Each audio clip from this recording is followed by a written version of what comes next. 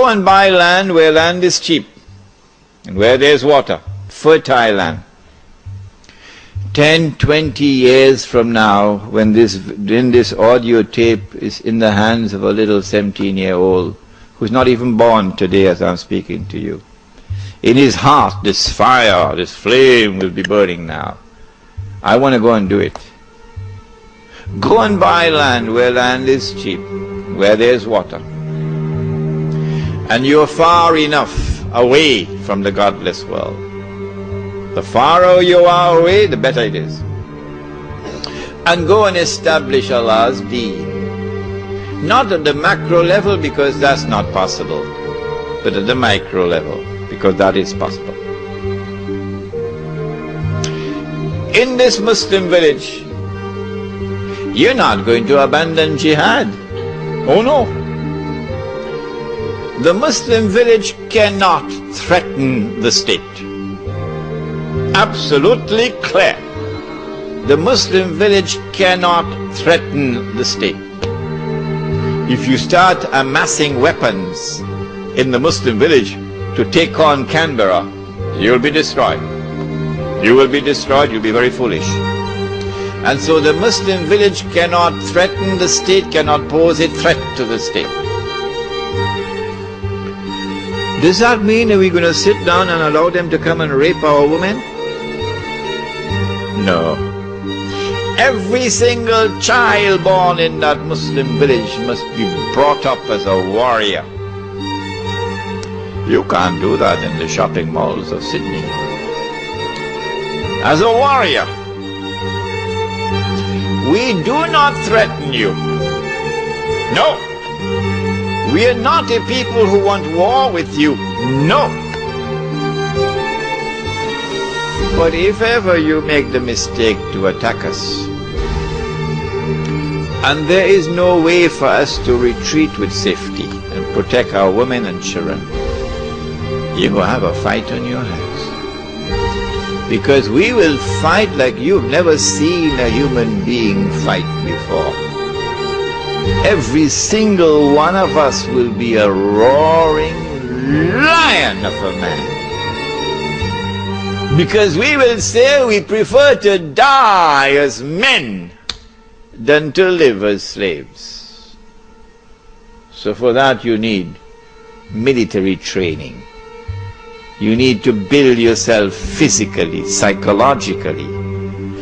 At the same time, all of this preparation is not for the purpose of threatening the state or threatening anyone. The Muslim village must be one jama'ah, because that is Islam.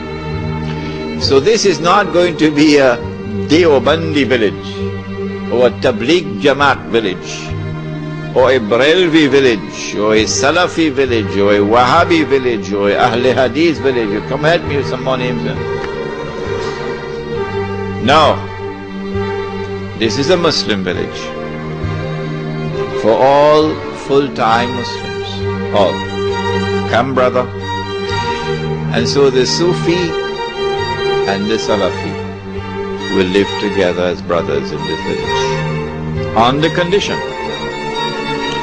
that it must be made absolutely plain and clear beyond the shadow of a doubt for all, that insofar as the public life of this village is concerned, please listen carefully, because Al-Arqam movement in Malaysia didn't understand this and they were destroyed.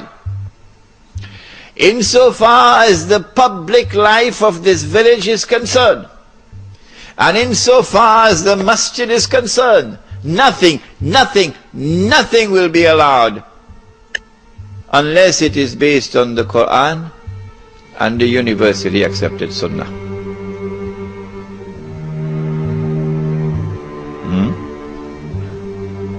And so if you have a Muslim practice which is not based on the Quran and the universally accepted Sunnah,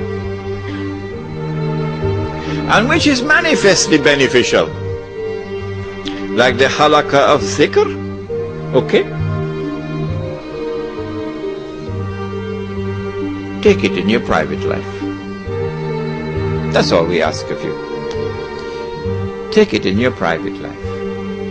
Do not bring it in the public life, so that there will be no cause for fitna. If anybody wants to invade into your private life now and shout out bid'ah and haram, we'll throw him out of that village faster than Federal Express. And so now the Sufi and the Salafi, you don't believe me, will live together as brothers in this village. And when they wage jihad, they'll wage jihad side by side. The Muslim village therefore must be one jama'ah and must have one amir. Whoever that amir is, even if he be a black Abyssinian with a head like dried grapes, khutbatul wida, you must obey him. You must obey him on the condition that obedience of the amir does not require disobedience of Allah and His Messenger. You must obey him. If you cannot obey the amir in an order which is just, then goodbye. Go back to Sydney. And now the amir will enforce the deen on the members of the Jama'ah. If you commit a sin for which is a public flogging, and you say, I don't want to be flogged, okay, go back Sydney.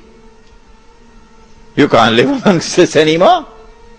If you want to live amongst us, then you have to authorize us to give you the public flogging.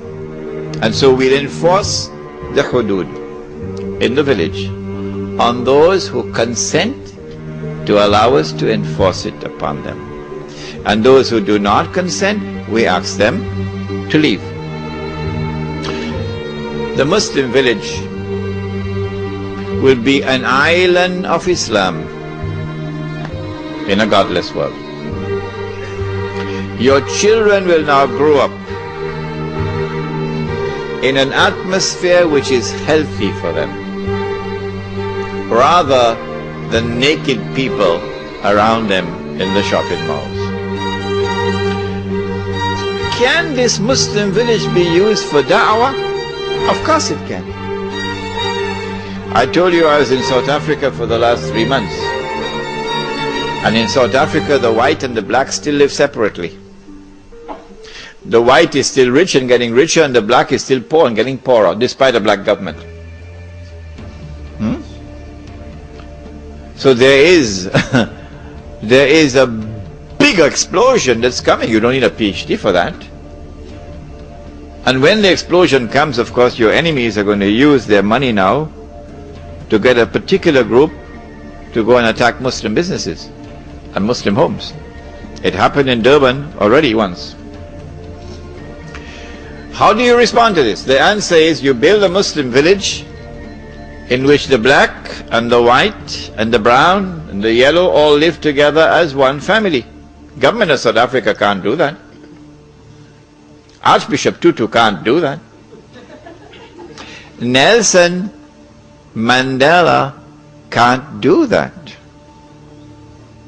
We can do it. Islam can do it. In fact, I have the good news for you tonight, that the project has already started in South Africa.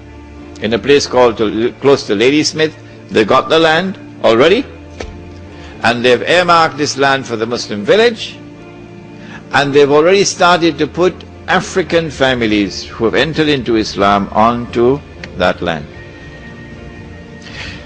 I told them, if you have any problems in getting white Muslims, let me know. We get you some from Bosnia. When you have white and black and brown and yellow living together as one family, isn't that da'wah? Much more powerful da'wah than all the gush that you perform and all the 5-star masajid that you build. This is da'wah, South Africa, if you're listening. Because I saw a lot of strange things in South Africa. But I didn't see real da'wah so far in South Africa. No. The black man in the Muslim village is no longer poor. And he didn't get out of his poverty through charity. Well then, how did he get out of his poverty? Brothers, this is da'wah. This is tabligh. He got out of his poverty because, number one, we establish a free and a fair market in the Muslim village, which does not exist anywhere in the world.